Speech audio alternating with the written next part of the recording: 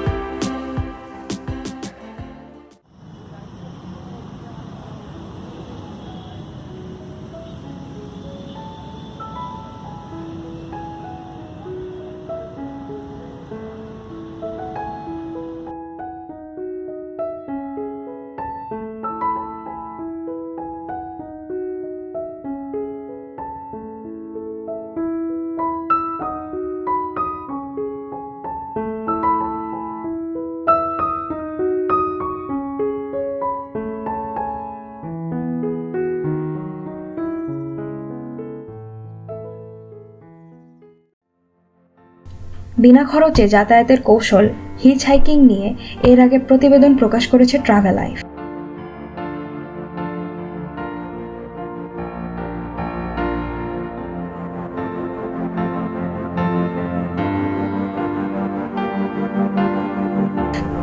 শাহ মোহাম্মদ মুশাহিদের প্রতিবেদনে এবার জেনে নিন বিনা খরচে থাকার কৌশল। যারা এক্সট্রিম ট্রাভেলার তাদের খরচ বাঁচানোর জন্য ভার্চুয়াল দুনিয়ায় আছে নানা প্ল্যাটফর্ম। এদের মধ্যে সবচেয়ে বড় যে প্ল্যাটফর্ম সেটার নাম কাউচসার্ফিং। এর ওয়েব ঠিকানা couchsurfing.com। কাউচ এবং সার্ফিং এই দুটো শব্দ এক করে এই প্ল্যাটফর্মটি তৈরি করা হয়েছে। কাউচ অর্থ ঘুমানোর আসবাব, সেটা হতে পারে খাট অথবা পালঙ্ক। আর সাগরের ঢেউয়ের সাথে সার্ফিংয়ের সঙ্গে সবাই কম বেশি পরিচিত। এই সুবিধা নিতে চাইলে কাউচসার্ফিংয়ের ওয়েবসাইটে গিয়ে আপনাকে সাইন আপ করতে হবে। এরপর ধাপগুলো পড়ুন এবং একটি অ্যাকাউন্ট খুলুন। ওই ওয়েবসাইটে আপনার কাছে নতুন হয়ে ধরা দেবে পুরনো পান্থশালার ঐতিহ্য। ব্যাপারটা খোলাসা হতে জেনে আসা যাক কাউচসার্ফিং কিভাবে তৈরি হলো সেই ইতিহাস থেকে। কাউচসার্ফিংয়ের ওয়েবসাইটে দেখা যায় 2004 সালে গ্রুপটির প্রতিষ্ঠা।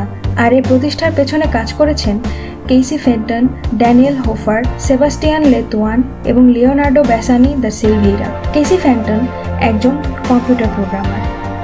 তিনি যুক্তরাষ্ট্রের নিউ হ্যাম্পশায়ারে থাকেন। কেসি একবার আইসল্যান্ডে যাওয়ার সস্তা ফ্লাইট পেয়েছিলেন, কিন্তু ওখানে গিয়ে কোথায় থাকবেন সেই ব্যবস্থা ছিল না তার। হোটেল বুক করে থাকার মতো পয়সাও ছিল না হাতে। তবে সস্তা ফ্লাইটের সুযোগ হাতছাড়া করতে চাইলেন না।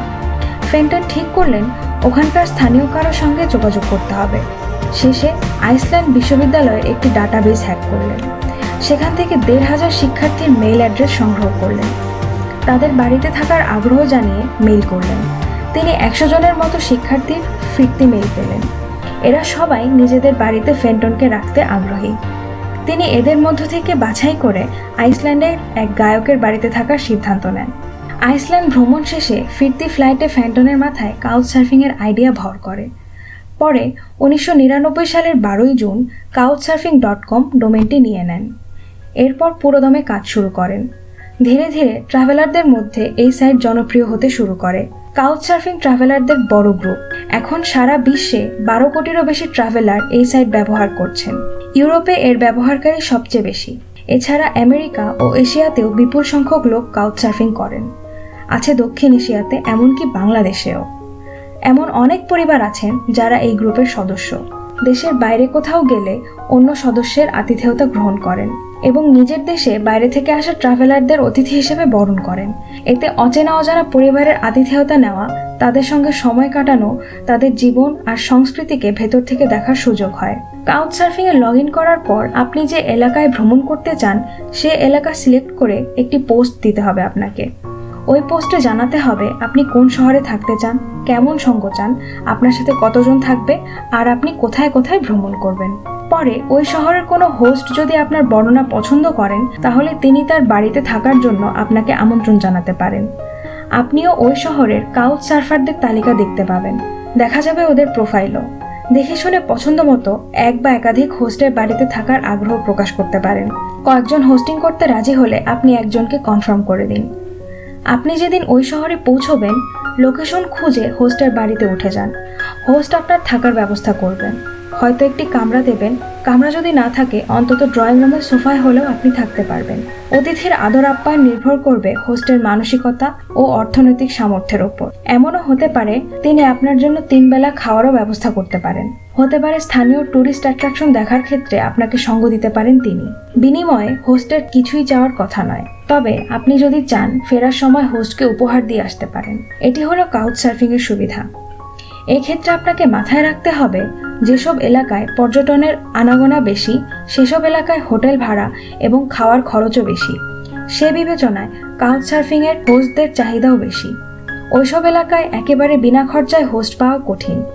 এক্ষেত্রে আগে থেকেই পয়সা বিনিময়ের একটা চুক্তি করে নিতে পারেন, তবে ওই অঙ্কটা অবশ্যই হোটেল খরচের চাইতে অনেক কম। এখন প্রশ্ন হলো, কাউচ সার্ফিং কতটা নিরাপদ? এই প্রশ্নটা মোটেও অমূলক নয়। চেনা নেই জানা নেই এমন একজনের বাড়িতে আপনি অতিথি হয়ে যাবেন, সেখানে কোনো দুর্ঘটনা ঘটবে না, এই নিশ্চয়তা দেবে কে? আপনাকে যদি পাল্টা প্রশ্ন করা হয়, চেনা নেই জানা নেই এমন একটি হোটেলে আপনি যদি ওঠেন, সেখানে দুর্ঘটনা ঘটবে না, এই নিশ্চয়তা কে দিচ্ছে? জবাবে আপনি হয়তো বলবেন, দুর্ঘটনা ঘটতেই পারে, তবে হোটেল কর্তৃপক্ষ সাধারণত তাদের অতিথিকে বিপদের মুখে ঠেলে দেন না। এই রেওয়াজ আদিকাল থেকেই চলে আসছে। কাউচ সার্ফারদের মধ্যেও একটি রেওয়াজ প্রতিষ্ঠিত হয়েছে। তারা অতিথি পর্যটককে বিপদের মুখে ঠেলে দেন না। তবে দুর্ঘটনা যে ঘটছে না এমন নয়। কাউচ সার্ফিং করতে গিয়ে অনেক নারী ট্রাভেলার ধর্ষণের শিকার হয়েছেন, আবার অনেক নারী হোস্টকেও ধর্ষণের শিকার করেছেন অতিথি।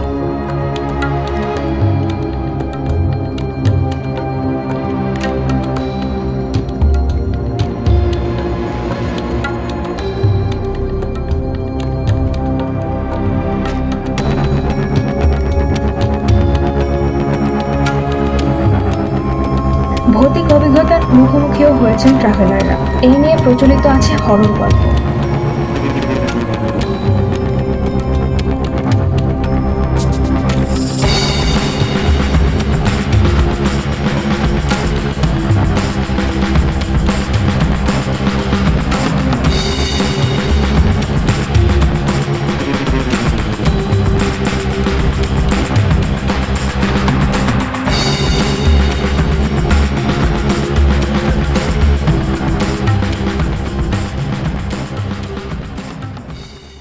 অতিথি হতে গিয়ে বিব্রতকর অভিজ্ঞতার মুখোমুখিও হতে হয় ট্রাভেলারদের।